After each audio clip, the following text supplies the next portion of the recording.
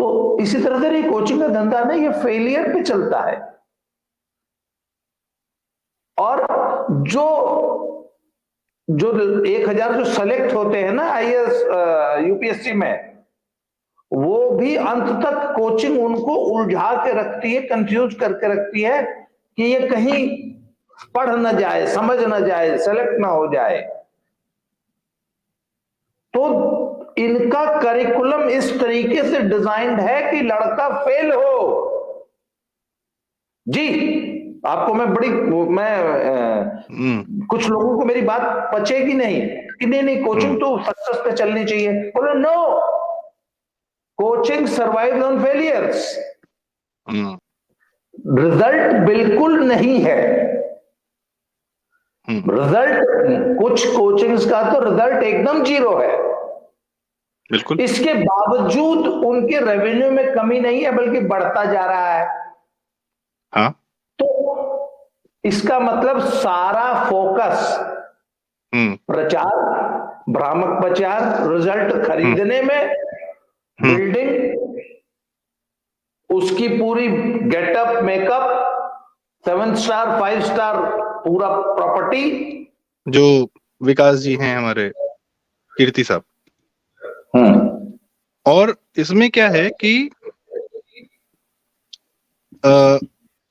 इनके YouTube पे आपको इन्हीं के वीडियो दिखेंगे। वाजीराम राव का कोई कोचिंग का बंदा नहीं दिखेगा। मैंने नहीं देखा आज तक। नहीं देखा ना? इनका क्यों दिख रहा है आईएएस कोचिंग के नाम पे?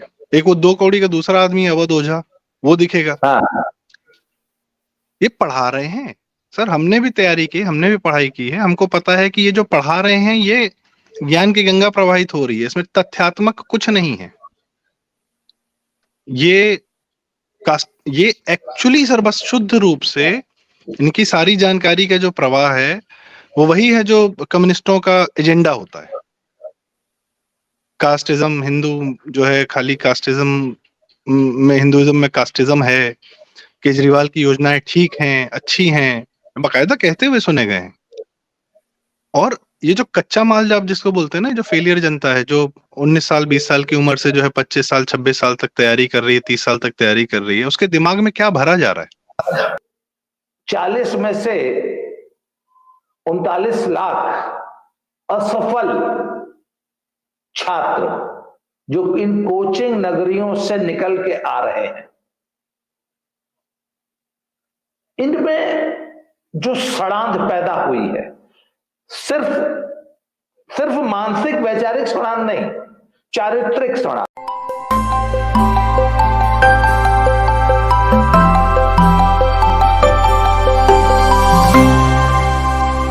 प्रारब्ध के सभी दर्शकों को मेरा नमस्कार। मेरा नाम है संदीप आर के सिंह और आज हमारे साथ हैं बाबा रामदास जी।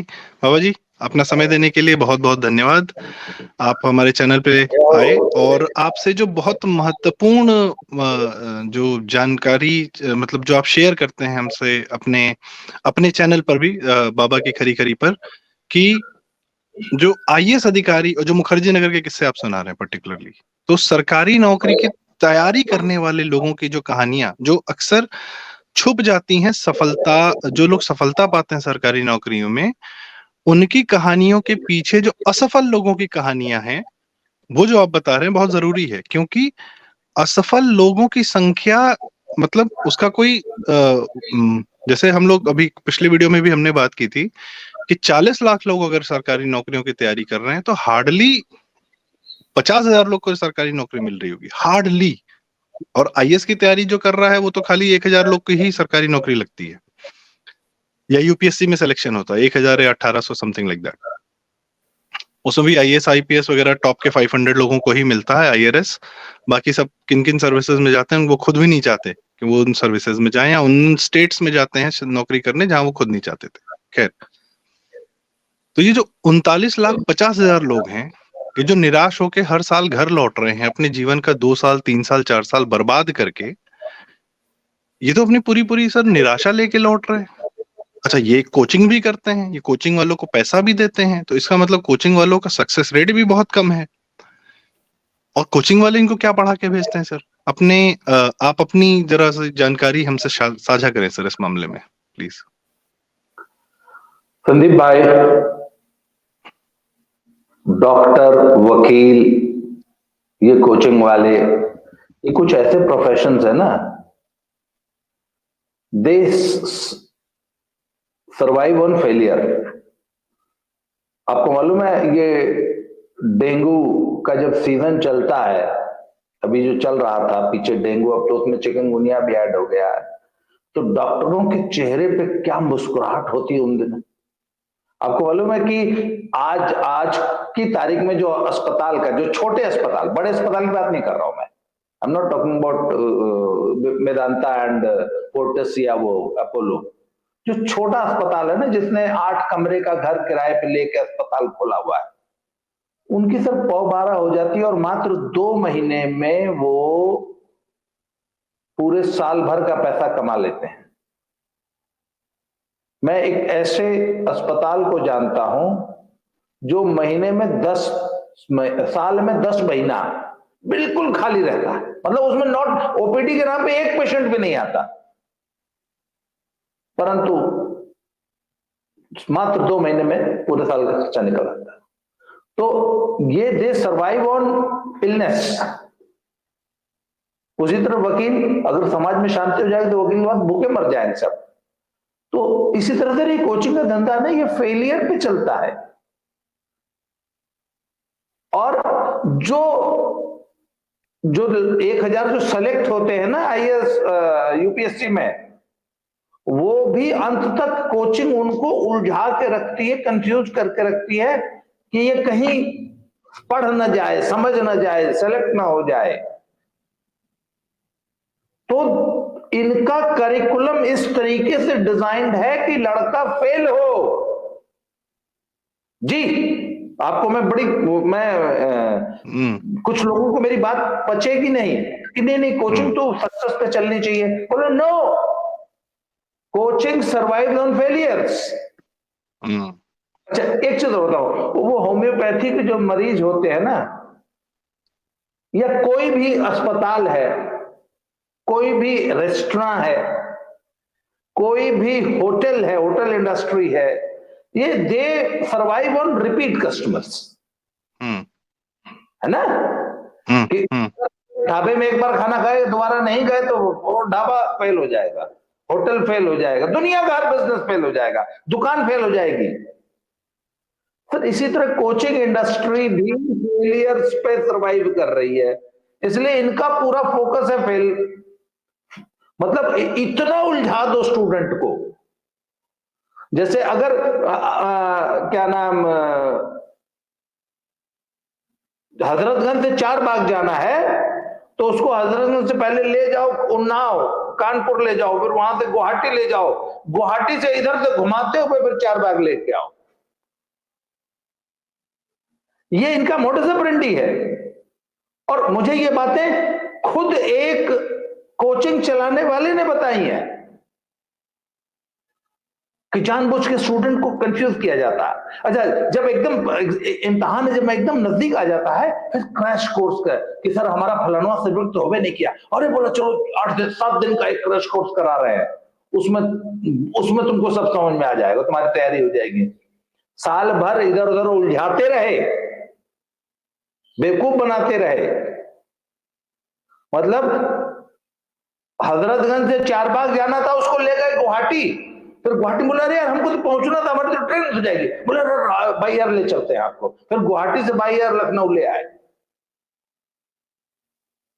फिर ये इस तरीके से तो आपकी कोचिंग। अच्छा, फिर सक्सेस, अरे जब आपके टोटल फेलियर हो जाएंगे तो आखिर इंडस्ट्री सर्वाइव कैसे करेगी। तो जो सक्सेस है वो खरीद लो, जो टॉपर है उसको 25 लाख रुपया दे दो, 10-20 लाख 50 लाख 1 करोड़ रुपया दे के टॉपर खरीद लो कि टॉपर तो हमारा था। मैंने अभी एक स्टोरी सुनाई है, छत्तीसगढ़ की एक मैडम थी जो ऑल इंडिया 2 रैंक आई थी, और जिंदगी में कभी ये विकास दिव्य कीर्ति की कोचिंग में पैर नहीं रखी थी। उसको यही नहीं मालूम था कि मुखर्जी नगर कहां है दिल्ली में, मेट्रो कौन सी पकड़ी जाती है। मैंने पिछला एक एपिसोड बनाया, आप देख लीजिएगा।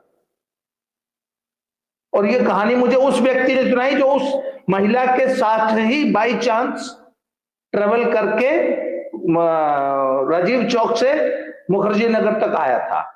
तो उन्होंने बताया कि मैं तो देख के दंग रह गया कि उसको पता ही नहीं था कि दिव्य कीर्ति वाली कोचिंग है कहां, और दिव्य कीर्ति की कोचिंग पे उसका 35 फुट ऊंचा कटआउट लगा हुआ था। तो पहले स्टूडेंट को उलझाओ, उसको तैयारी मत करने दो, फिर क्रैश कोर्स बेचो, या बेचो वह बेचो।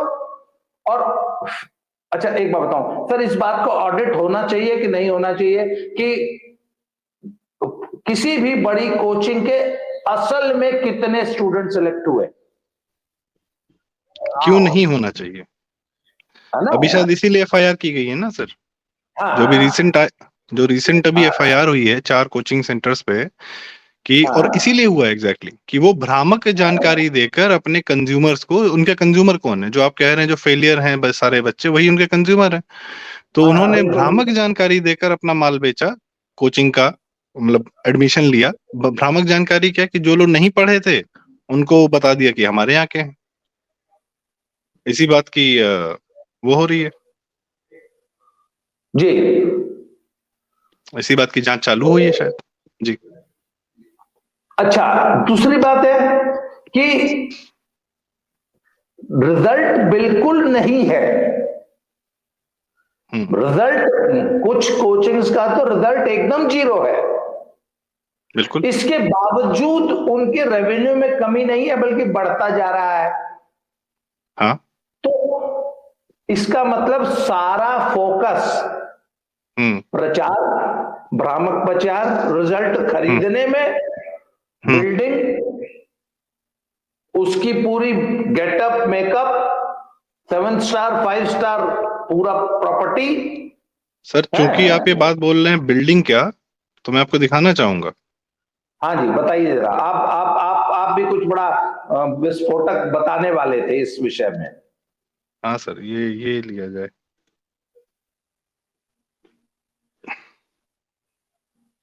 ये है सर लखनऊ का सबसे प्रोमिनेंट चौराहा, मतलब क्या नाम है आपका, बर्लिंगटन चौराहा।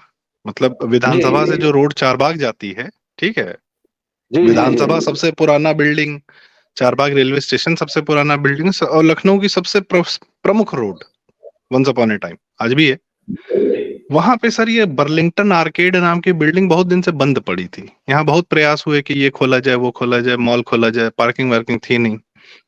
ये देखिए साहब, नया नवेला जो है दृष्टि आईएएस का सेंटर खुला है। हम्म। और आपको मैं ये भी दिखाता हूँ कि जैसे दिल्ली का one of the most important क्या कहते हैं, जो दिल्ली का सबसे मोस्ट इम्पोर्टेंट जो पहले से सक्सेसफुल रहा है आपका, वो है वाजीराव वाजीराम रवि और राउज, ठीक है। राउत, ये तो सबसे हाँ, प्रमुख, हाँ, प्रमुख कोचिंग सेंटर्स रहे हैं। पुराने दृष्टि जमाने नए नए में। खुले, हाँ, पुराने जमाने के। उनके कितने सेंटर हैं सर? उनका एक सेंटर है दिल्ली में, ओल्ड राजेंद्र नगर, और एक सेंटर है चेन्नई में, वाजीराम एंड रवि, ठीक है। जी। सर जो 2500 साल से पैसा कमा रहा है उससे खाली 2 सेंटर हैं, और जो भी नए नए पैदा हुए हैं वे कीर्ति वाले, इनके सर 5 सेंटर हैं। मुखर्जी नगर में है, करोल बाग में है, प्रयागराज में है, टोंक राजस्थान में है, लखनऊ में बर्लिंगटन वाली मैंने आपको बिल्डिंग दिखाई। जी। और मुझे हमारे आपके जानने वाले हैं रंजय भाई, उन्होंने ये बताया था कि गोवा में देखे हैं सर इसके होर्डिंग बैनर, करोल बाग में मैंने इसके इतने प्रोमिनेंट बैनर देखे हैं, मतलब होर्डिंग्स सर सैकड़ों करोड़ों रुपया लगता है। सबसे महंगा अगर प्रचार का साधन कोई है, वह अभी टीवी पे आना बचा है सर इनका, कि केबीसी में भी पूछे गए हैं इन पे सवाल। ये ब्रांड बिल्डिंग एक्सरसाइज हो रही है सर, जो विकास जी हैं हमारे, कीर्ति साहब। हम्म। और इसमें क्या है कि अ, इनके यूट्यूब पे आपको इन्हीं के वीडियो दिखेंगे, वाजीराम राव का कोई कोचिंग का बंदा नहीं दिखेगा। मैंने नहीं देखा आज तक। नहीं देखा ना? इनका क्यों दिख रहा हाँ है आईएएस कोचिंग के नाम पे? एक वो 2 कौड़ी का दूसरा आदमी अवध ओझा, वो दिखेगा। हाँ।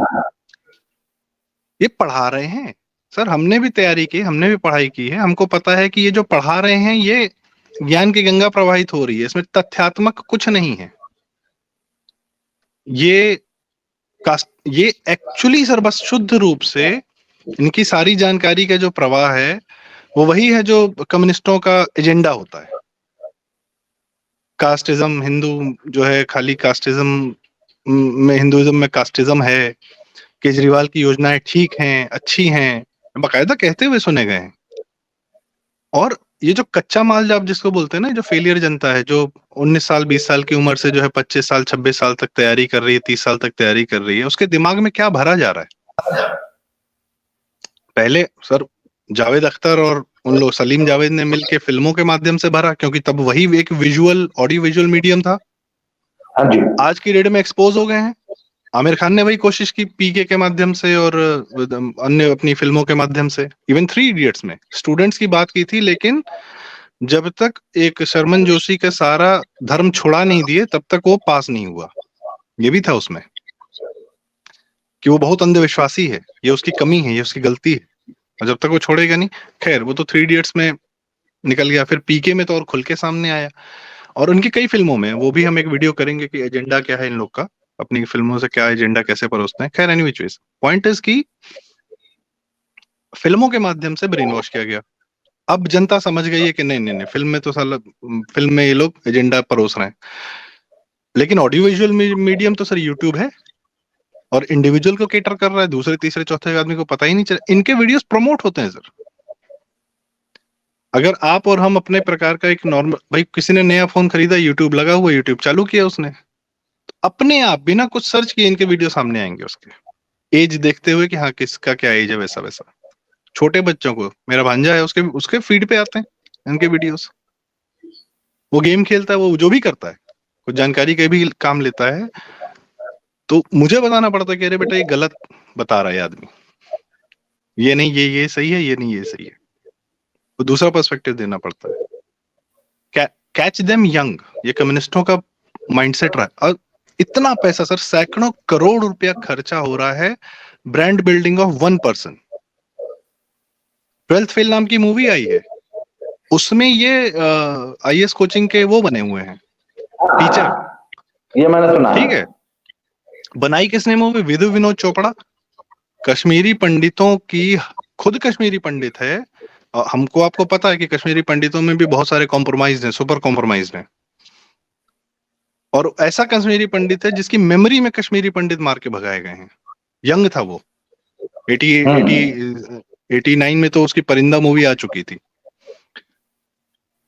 वो एक तो बदतमीज बहुत है, उसमें डाउट नहीं है। अनुपमा चोपड़ा का पति है, जो कि Anupama Chopra one of the most leftist film reviewer है, और दुनिया का एजेंडा परोसती हैं। वो उसने फिल्म बनाई और बहुत दिन बाद डायरेक्ट की है मूवी। 3 इडियट्स, पीके, मुन्ना भाई एमबीबीएस, लगे रहो मुन्ना भाई का प्रोड्यूसर है। हाँ वैसे खुद की फिल्म में बनाना नहीं, वो कश्मीर वाली जो संजय दत्त वाली शिकारा, फिल्म थी, वो इसी ने बनाई थी। शिकारा नहीं, शिकारा इसी ने, पहले और आई थी ना, मिशन कश्मीर। हाँ, मिशन कश्मीर इसने डायरेक्ट की थी। इसने डायरेक्ट की थी, और उसकी कहानी ये थी कि भाई मुसलमानों के साथ गलत हुआ है, आर्मी ने गलत कर दिया है, इस वजह से वो आतंकवादी बन रहा है। और सर किस साल की मूवी है पता है सर? 99 की मूवी है। 89 के घटनाक्रम के 10 साल बाद, 10 साल के अंदर। और ये लोग सरवाइव कैसे करते हैं सर? खैर, विधु विनोद चोपड़ा ने ये फिल्म बनाई है, बहुत टेक्निकली वेल मेड है। कोई किसी को लग रहा है अरे वाह क्या पारिवारिक फिल्म है, आराम से, कोई एजेंडा नहीं है, कुछ नहीं है। सर मैं, फिल्म जो बनती है उसका पैसा पहले से ऑलरेडी दिया जा चुका होता है फिल्म मेकर्स को। कोई फर्क नहीं पड़ता फिल्म हिट हो या फ्लॉप हो, दे डोंट केयर, बिकॉज उसका पैसा जिसको देना है वो दे चुका है जी। कमाती है तो वेल एंड गुड, नहीं कमाती तो कोई बात नहीं। Film making is not a business at all, it's a gamble. और इसका एक दूसरा गेम चल रहा है। फिल्म मेकिंग अगर बिजनेस होता सर, तो धर्मा प्रोडक्शन और वाईआरएफ के आईपीओ अब तक निकल चुके होते। ये लोग लिस्टेड कंपनीज नहीं है, किसी भी बिजनेस का जो सबसे बड़ा टॉप मोस्ट अचीवमेंट होता है दैट इज कि उस कंपनी, उस इंडस्ट्री की कंपनीज के आईपीओज निकले, पब्लिक में जाएं। टाटा 100 साल से सर वही है। टाटा ने आज तक क्यों नहीं फिल्म प्रोडक्शन में अपना पैसा डाला? मुंबई में ही रहते हैं, साउथ मुंबई में 105 कंपनी खोल रखी टाटा ने, आज तक नहीं घुसा इसमें। धीरू भाई अंबानी तक नहीं घुसे, पैसे की कोई कमी है? कभी नहीं घुसे। और जो जो घुसा वो बिक गया। किशोर बियानी पेंटालून फिल्म्स और पीवीआर वाले, क्या नाम है आपका, ये अजय बिजली और पोंटी चड्ढा भी घुसे थे वेव प्रोडक्शंस के नाम से। खैर एनीवेज, हमारा मुद्दा कुछ और था। तो फिल्म मेकिंग के माध्यम से जब ब्रेन वॉश किया जा रहा था, तो आज हम समझ गए, आज जनता समझ गई है। लेकिन ब्रेन वॉश का नया ऑडियो विजुअल माध्यम निकाला गया है, दैट इज कोचिंग के नाम पर यूट्यूब पे जो वीडियोस परोसे जा रहे हैं, उसके सबसे बड़े प्रणेता हैं ये। इनको समर्थन कौन करता है? इनको सबसे ज्यादा, इन पे जब बीच में 3-4 बार कंट्रोवर्सी हुई थी, तो सबसे ज्यादा इनका समर्थन के लिए, बचाव के लिए कौन आया था? लल्लन टॉप की पूरी टीम उतरी हुई थी। लल्लन टॉप किसका है? सोनिया गांधी के देवर हैं, अरुण पुरी। देवर मतलब पति के परम मित्र, जिन्हें अरुण पुरी का इंडिया टुडे इमरजेंसी के दौरान चालू किया गया था।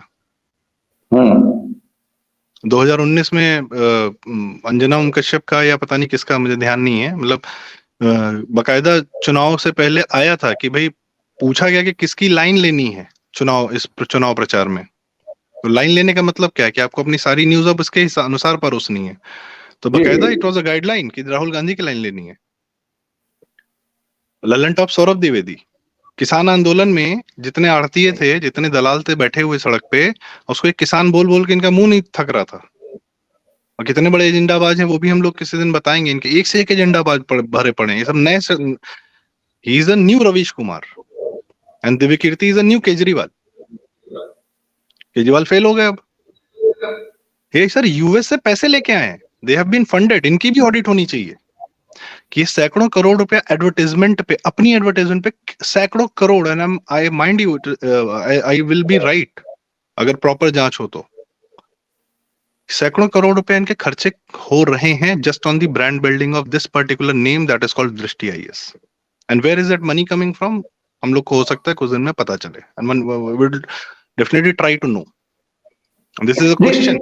जी एक मिनट भाई, आज सेंटर में पिछले 10 सालों से, 9.5 सालों से एक बहुत स्ट्रांग गवर्नमेंट है, और वो the one which doesn't mince it's words है, और बड़ी डिसिसिव गवर्नमेंट है, and it's a strong government with strong will power.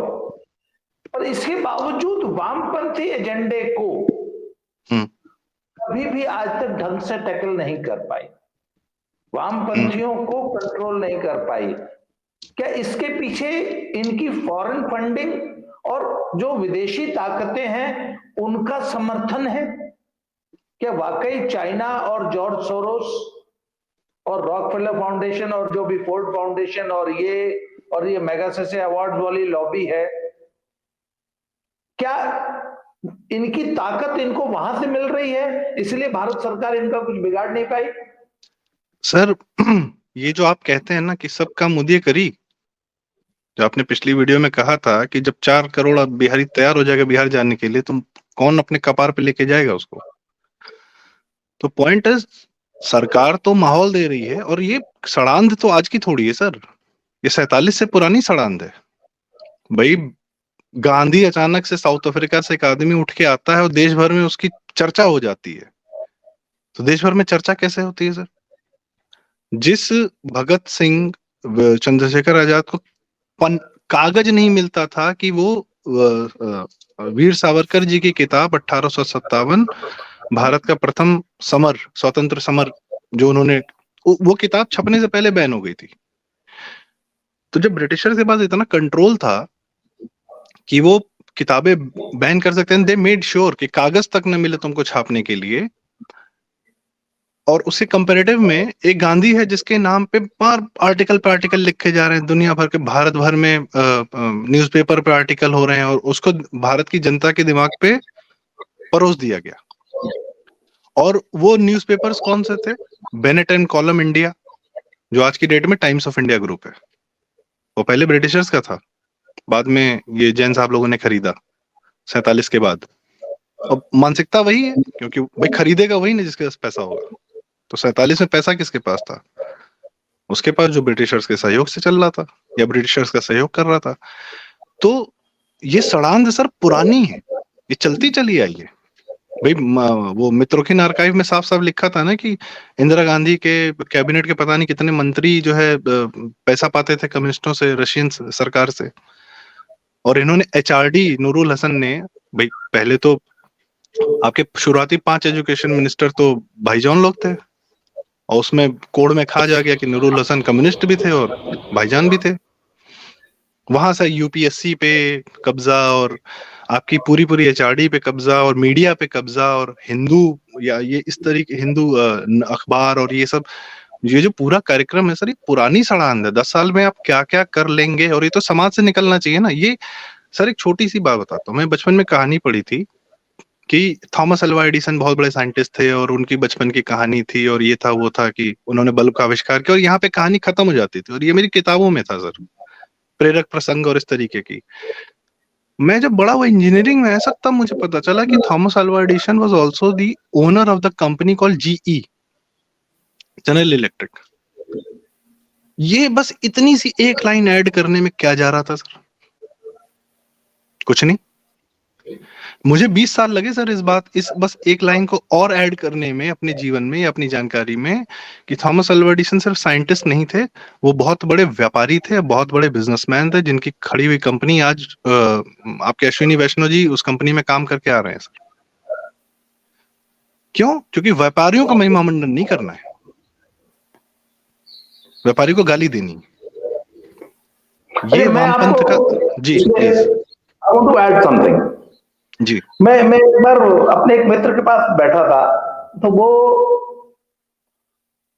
बच्चों के बीच में काम करते थे और राइट विंग विचारधारा के थे। उन्होंने मुझे बताया कि आपको मालूम है लेफ्ट विंग जो है यंग माइंड को रिक्रूट कैसे करता है, इनके रिक्रूटमेंट की टेक्निक्स क्या है। तो मैंने कहा बताइए। तो वो कहते हैं कि इनका भी है जो फॉर्मूला है ना, जैसे आपने बताया अभी, कैच देम यंग। तो कहते हैं स्कूलों में भाषण प्रतियोगिता या डिबेट्स या ऐसे राइटिंग कॉम्पिटिशन्स कराए जाते हैं। बिल्कुल। उसमें ऐसे टॉपिक्स दिए जाते हैं जिसमें आप अपने विचार व्यक्त करते हैं, तो वहां से पकड़ लिया जाता है कि इस बच्चे के विचार कुछ लेफ्टिस्ट हैं। जी। है? जैसे सही है, बिल्कुल। टॉपिक एक तो दे दिया थोड़ा सा कंट्रोवर्शियल, जैसे जाति प्रथा पर आपको ऐसे लिखना है, तो अब उस जब 100-200 बच्चों की वो ऐसे की कॉपियां आपके पास आई, तो जब आपने ऐसे पढ़े तो उसमें लेफ्टिस्ट रुझान, जैसे विमेंस लिबरेशन की बात हो गई, बेटी बचाओ बेटी पढ़ाओ मान लो टॉपिक दे दिया।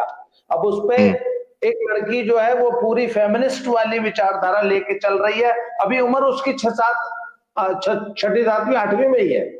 तो वहां से वो चिन्हित कर लेते हैं कि ये बच्चे जो है ये कच्चा माल एकदम तैयार है, ये बहुत जल्दी इसको लेफ्टिस्ट, ये इसको वामपंथी विचारधारा में ढाला जा सकता है। वहां से वो कच्चा माल तैयार इनको मिल जाता है। अब सब सेम मॉडस ऑपरेंडी इन्होंने यूनिवर्सिटीज, कॉलेजेस और ये कोचिंग इंस्टीट्यूट्स में अपनाया हुआ है। अब आपको पता है कि आप जो भी लोग तैयारी करते हैं उनको ये एक तरह से थोपा जाता है कि अगर आपको जनरल स्टडीज की तैयारी करनी है, आईएएस की तैयारी कर रहे हैं आप, तो हिंदू पढ़ो हिंदू पढ़ो हिंदू पढ़ो। तो मैंने एक सज्जन से पूछा कि मैंने कहा ये हिंदू पर ही फोकस क्यों करते हैं, हिंदू ओनली वाई? तो उन्होंने कहा कि हिंदू का जो स्टैंडर्ड है वो किसी अन्य अखबार का ये नहीं है। हिंदू में बाकी किसी अखबार में बहुत छपेगा तो 1 या 2 आर्टिकल छपता है, हिंदू रोजाना 10 से 15 आर्टिकल छापता है।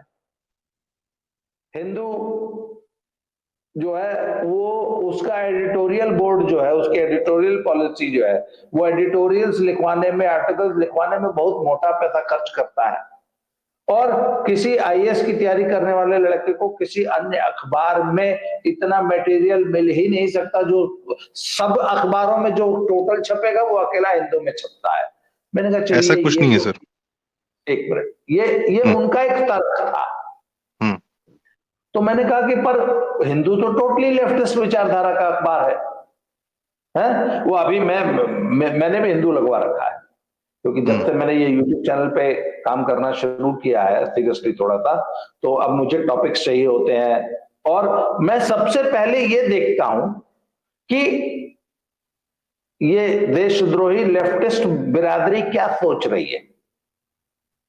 इसके लिए मैं सत्येंद्री.com वाली पूरी जो ये विरोधी है ना, इनके वीडियो जरूर देखता हूं, इनके आर्टिकल जरूर पढ़ता हूं कि ये कहां से सोच रहे हैं, क्योंकि इनसे हमें विचार के लेवल पे लड़ना पड़ेगा।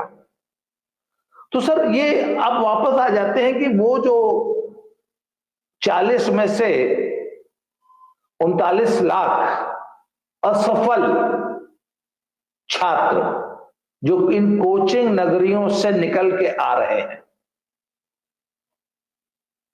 इनमें जो सड़ांध पैदा हुई है, सिर्फ मानसिक वैचारिक सड़ांध नहीं, चारित्रिक सड़ांध। मैं आपको एक छोटा सा एग्जांपल और देता हूं, चारित्रिक सड़ांध कैसे पैदा की जाती है, कैसे जानबूझ के सड़ांध पैदा की जाती है। मैं 3 साल रहा पंजाबी यूनिवर्सिटी पटियाला में। पूरे 3 साल में पटियाला में एक यूनिवर्सिटी है, बड़ी अच्छी यूनिवर्सिटी है, छोटी सी यूनिवर्सिटी, बहुत अच्छी यूनिवर्सिटी, सरकारी यूनिवर्सिटी है। मैंने उन 3 सालों में एक भी लड़का लड़की को हाथ में हाथ पकड़ के टहलते हुए नहीं देखा।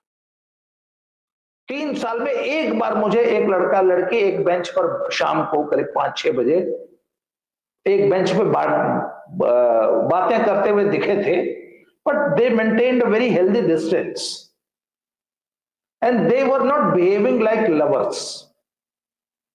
सर आज आप लवली यूनिवर्सिटी में चले जाइए, पंजाब की एक यूनिवर्सिटी है जिसमें ऐसा बताया जाता है कि 25,000 थे, अब तो 35,000 तक बताए जाते हैं। सर आप देख के डर जाएंगे कि अरे भैया हम कहीं विदेश में, अमेरिका, इंग्लैंड, फ्रांस में आ गए या अभी हिंदुस्तान में ही है कि ये अचानक माहौल इतना ज्यादा रोमांटिक क्यों है इस यूनिवर्सिटी का हो गया। मतलब सर आपको जगह जगह शाम को लड़के लड़कियां प्रेमालाप की विभिन्न मुद्राओं में, कोई किसी के कंधे पे सिर रख के रो रही है, कोई किसी की गोद में सिर रख के लेटी है, कोई जरा सी छतरी की आड़ में सिर्फ मुंह के आगे छतरी कर रखी है। तो मैंने देखा कि ये आखिर, अच्छा इसके अलावा और बात है भाई, गुरु नानक देव यूनिवर्सिटी है, आपको बिल्कुल ऐसा माहौल नहीं मिलेगा और किसी भी यूनिवर्सिटी में आपको ऐसा माहौल नहीं मिलेगा, सरकारी यूनिवर्सिटी में। आखिर प्राइवेट यूनिवर्सिटी में ये माहौल, तो जो वहां के एक प्रोफेसर थे, वो मेरे मित्र थे, वो हंसने लगे। उन्होंने कहा ये माहौल जानबूझ के बनाया गया है। और लड़का पता है क्या कहता है, थोड़ा कम पढ़ाई मिले, डिग्री ना मिले तो फर्जी मिले, पढ़ाई बिल्कुल ना हो, डिग्री की कोई वैल्यू हो चाहे ना हो, अरे गर्लफ्रेंड तो मिलेगी 3 साल के लिए। तो सर जानबूझकर युवाओं में एक आकर्षण पैदा कर दिया गया कि भैया 3 साल मजे से लिव इन में रहेंगे।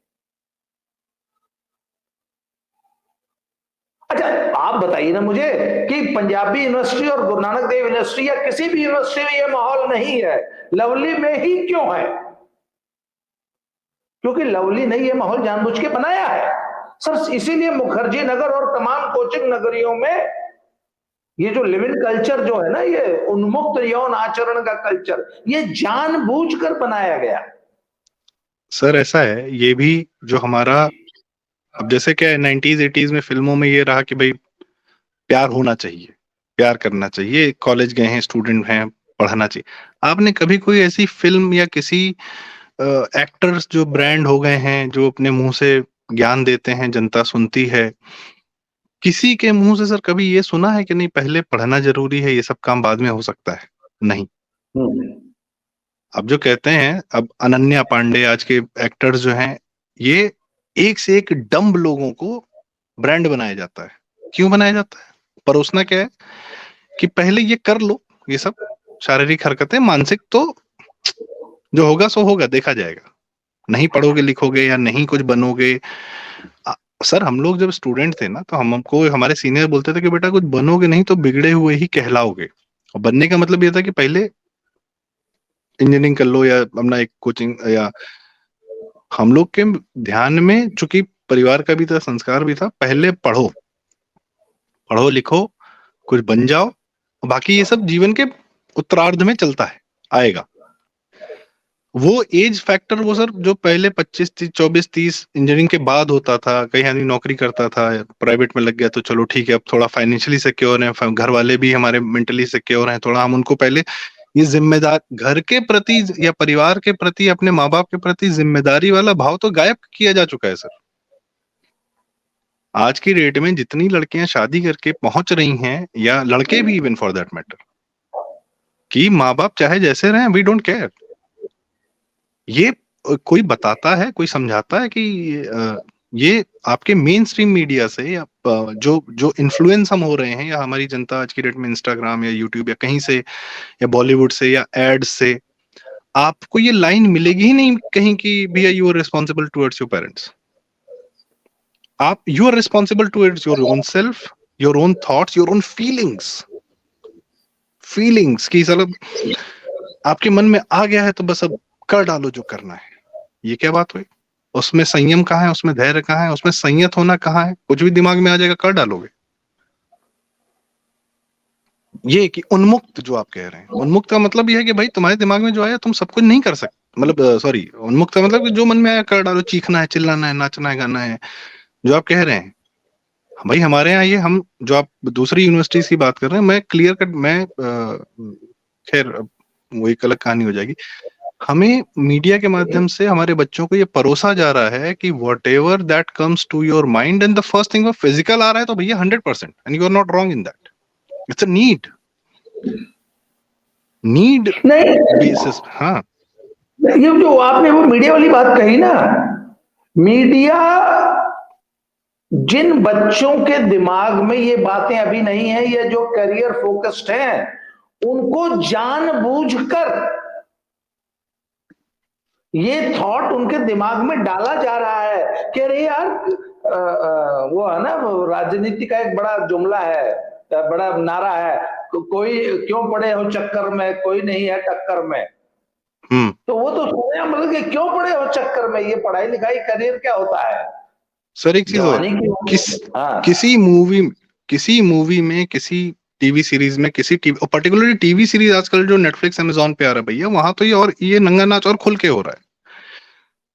कहीं पे भी अगर एक पढ़ने वाला कैरेक्टर है जो पढ़ाई के प्रति थोड़ा समर्पित है, he will be ridiculed like anything. जो पहले ब्राह्मणों को चोटी दिखा के उनको बेवकूफ, मतलब गधा बताया जाता था, या जो शुद्ध हिंदी संस्कृत बोल रहा है तो वो रिडिक्यूल का पार्ट होता था, हाँ।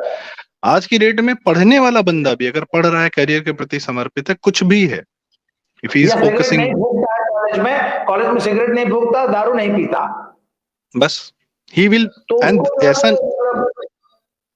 ऐसा भी नहीं कि अंत में उसको सही साबित किया गया है। चलो मैं एक कहानी के दौरान मान लेता हूँ कि कहानी के दौरान आपने कुछ दिखाया और अंत में उसको नहीं, वो रिडिक्यूल का पार्ट है, दैट्स इट।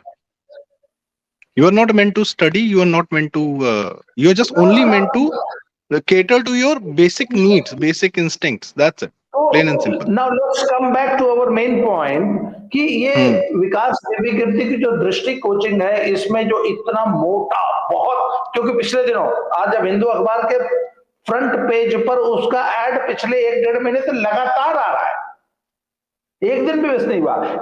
मुझे लगा यार इतना बड़ा बजट तो एडवर्टीजमेंट का आम आदमी पार्टी का नहीं है जितना विकास देवी कीर्ति का हो गया। सर तो नया केजरीवाल है ना ये, इन तो ये field of coaching influence, Kejriwal कहीं से नॉट इन पैदा किया गया है, जी। इसको फंडिंग कहाँ दिया गया, इसकी भी जांच हो जानी चाहिए अब तो। 100% यूएस बेस्ड फंडिंग है सर। Amazon, नेटफ्लिक्स, एवरीवन, जो आपकी एक फिल्म बनती है 5-10 करोड़ में, इनकी सीरीज बनती है 50 करोड़ में। सीरीज का कोई रेवेन्यू नहीं है, तो ये क्यों इतना पैसा लाखों लाख आपको पता है सर, 7-8 हजार करोड़, 10 हजार करोड़ के ये हर साल कंटेंट खरीदते हैं, बनाते हैं नेटफ्लिक्स और अमेजोन, और क्या परोसते हैं, और उनके लिए पैसा कोई मायने नहीं रखता। उन आप पे इन्फ्लुएंस होना चाहिए सर। एक होता है इकोनॉमिक मॉडल, एक होता है इन्फ्लुएंस मॉडल, ठीक है। They will always have someone with influence on the public, उसके बाद वो बना लेंगे अपना पैसा। मीडिया ने परोसा ना सर केजरीवाल को हमारे सामने, क्यों परोसा? क्योंकि जब केजरीवाल सीएम बन गया तो मीडिया ने निकाल लिया उसके हलक से पैसा, दिल्ली सरकार से। केजरीवाल की एक आलोचना होती है कि वो मीडिया पे, एडवर्टाइजमेंट पे बहुत पैसा खर्चा करता है। आरटीआई से ये भी पता करना चाहिए कि किस मीडिया हाउस को कितना पैसा दिया दिल्ली सरकार ने। आज तक किसी ने पूछा सर? सारे मीडिया हाउसेस पैसा खा के बैठे हैं। कोविड के दौरान 5-5 मिनट का उसका एड चल रहा था, हाँ, याद है? तो ये एड, ये अपना इन्होंने जो 12 दिन 15 दिन का अन्ना आंदोलन का अपना मीडिया स्पेस इन्होंने इन्वेस्ट किया था। और मैं सर, इंडिया टुडे का एक बंदा राहुल श्रीवास्तव, राजीव सरदेसाई से भी नेक्स्ट लेवल आदमी है, ठीक है। मैं शायद अभी कुछ दिन उसका एक वीडियो मैं आपको सुनाऊंगा अलग से। उनको लगता है कि राम जन्मभूमि का जो मुद्दा हो रहा था, तो वो आप भारत की पॉलिटिक्स में जिन्न छोड़ रहे थे, भूत छोड़ रहे थे, अगर राम जन्मभूमि का शिलान्यास हो रहा था या जो भी हो रहा था। खैर एनीवेज, ही टोल्ड स्पेसिफिकली, और ललन टॉप पे उसका वीडियो है, कि आपने मोदी में इन्वेस्ट नहीं किया है, इसलिए आज वो आपको नहीं पूछ रहा है। आपने invest, that's what he said, कि दिल्ली में जो नेता बाहर से आता है, जो जरा सा भी गरीब है या वैसा दिखता है, आपकी विचारधारा का नहीं, you should invest in him. ये उन लोग को रियलाइजेशन अभी 2023 में हो रहा है। ललन टॉप के 200वें एपिसोड जो इन्होंने मतलब ऑडियंस के सामने किया था, उसमें उसने ये बोला, 5 मिनट लगातार बोला। तो केजरीवाल में दे इन्वेस्टेड हैविली। मोदी जी का ये कहना था कि दिल्ली में, और ये इंडिया टुडे के 2019 में फरवरी में उनका जो है इंडिया टुडे कन्क्लेव में अकेले गए थे, 20 मिनट की स्पीच दी थी, फिर 10 मिनट इंग्लिश में बोला था उन्होंने कहा था कि ये दिल्ली में लोग हैं जो दलाली करते हैं सेना की, और सेना का नुकसान करते हैं, देश का नुकसान करते हैं।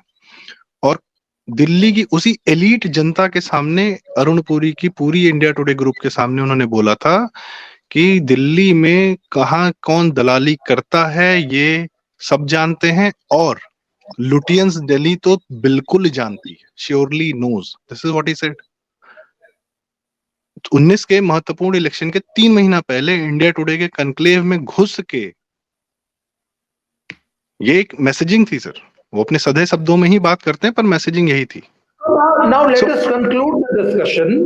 हाँ, my point is कि the way India Today and media group invested in Kejriwal, a lot of people are investing in the coaching institutes, not to train people, not to train and make success out of the our students, but to fulfill उनके दिमाग में दूसरे तरीके की बातें डालने के लिए, और YouTube इसका एक सशक्त माध्यम है। जी सर। चलिए इस चर्चा को हम फिर से एक बार दोबारा करेंगे एक नए पर्सपेक्टिव में। तो आज के लिए सर इतना ही। बहुत बहुत धन्यवाद इतना समय देने के लिए। पर एक्चुअली मैं कारण बताऊं सर, मैं अपनी जनता से भी कहूंगा कि ये बहुत महत्वपूर्ण है, क्योंकि आपके बच्चे भी हैं उसमें। आपके बच्चे भी आपसे कहेंगे कि हमको तैयारी करनी है, या तो लवली यूनिवर्सिटी जाएगा या पढ़ने जाएगा। लवली में क्या हो रहा है आपने बता दिया है, पढ़ने जाएगा तो ये हो रहा है। हर जगह से बच्चों को घेरा जा रहा है, और उसके अपने यंग एज में उसकी प्रोडक्टिविटी को किल करने के लिए ये हमारे लिए इतना महत्वपूर्ण बात है। इसलिए हम ये लंबी चर्चा कर रहे हैं, और शायद इसमें हम बार बार करेंगे। न सिर्फ चर्चा करेंगे, एक मुहिम बनाकर इस बात को हम आगे लेके जाएंगे। बहुत बहुत धन्यवाद sir. Thank you audiences for bearing with us. नमस्कार, धन्यवाद।